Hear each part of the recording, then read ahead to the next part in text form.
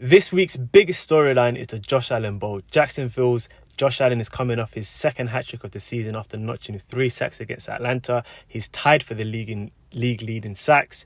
Buffalo's Josh Allen is coming off one of his most efficient Sundays of his career, beating the Miami Dolphins, and he's tied for the league lead in total touchdowns as well. So this is going to be another big game between the two Josh Allens.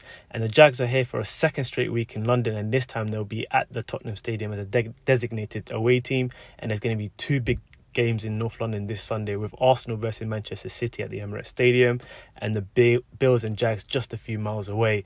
What's up, everyone? I hope you're all doing well. This is Jags Central.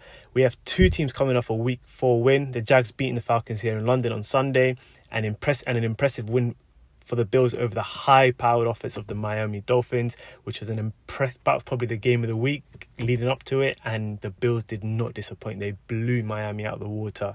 And this will be the second of the Josh Allen Bowl. The first clash coming 2 years ago in 2021 during the Urban Meyer season, where the Jags beat the Bills in a memorable, low-scoring 9-6 game to earn its third of.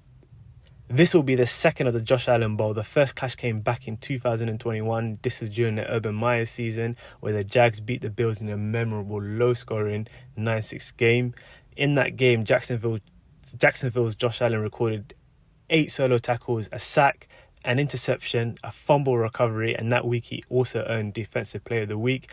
And in that same game, Buffalo's Josh Allen registered 264 yards and 2 interceptions and no touchdowns.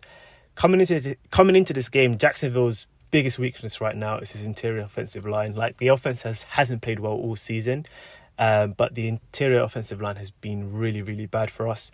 And Buffalo's strength is that they're able to get pressure by only rushing forward. Teams usually need to send an extra rush to have an effective rush, which basically allows the Bills to have an extra man in the field to cover, making it harder for the QB.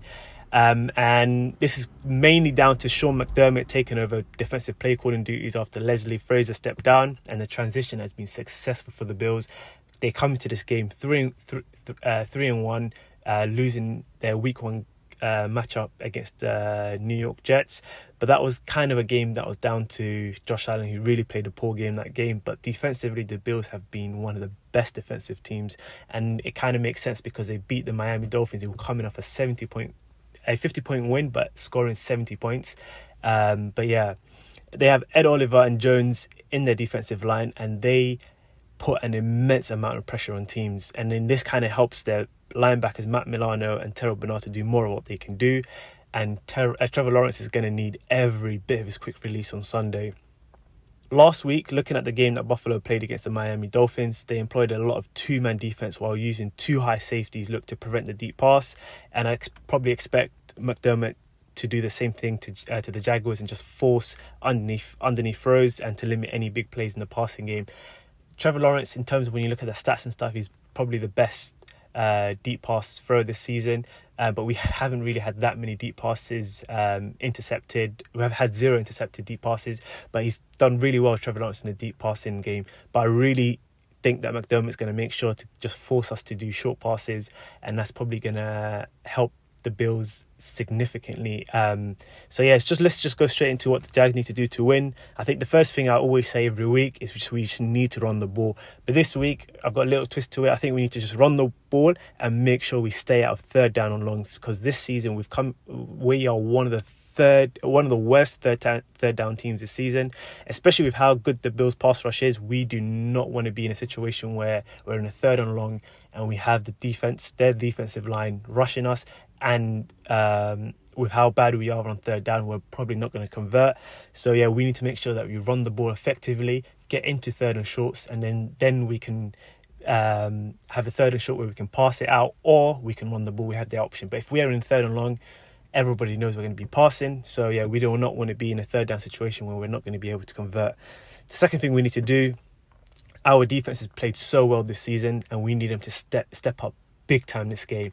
They stepped up big against the Chiefs, and now we need him to step up big against another AFC heavyweight in the Bills. Last time we managed to keep the Bills to 6 points in the whole game, a team that practically scores on every single drive. And this season, Josh Allen hasn't been running as often as he used to previous season, but this doesn't mean that when the opportunity presents itself that he won't. This season, they're a bit more methodical on their drives, and then because they have 2 wide receivers and they play 2 tight end formation with Kincaid and Dawson Knox. But we have to make sure that just because they're being more methodical, that there's going to be no big plays, because Diggs and Gabe Davis are 2 big time receivers, and that's what lost us the game against the Texans, that we lost on the big plays. And the third thing, I think we really, really need a Calvin Ridley game to show up big time. Apart from the first half against the Colts, we really haven't seen that Calvin Ridley all season. And if we have any chance of keeping up the Bills' offense with Diggs, Davis, Knox and Kincaid, we need Calvin Ridley to show up along with Kirk, Ingram, Jamal Agnew, and Travis Etienne. Looking at the injury report, receivers Jamal Agnew and Zay Jones both had a really good week of preparation. So according to Doug Peterson, they're optimistic that they're going to both play. Rookie safety Antonio Johnson has been practicing, so she could be active for the first time this season. My prediction for the game, as usual, I'm going to go for a Jags win. I'm going to say that the defense is going to turn up big time. The offense is going to finally start clicking and explode, and we're going to blow the Bills out of the water with a 33-17 win. Thank you guys for watching. I'll catch you guys after the game.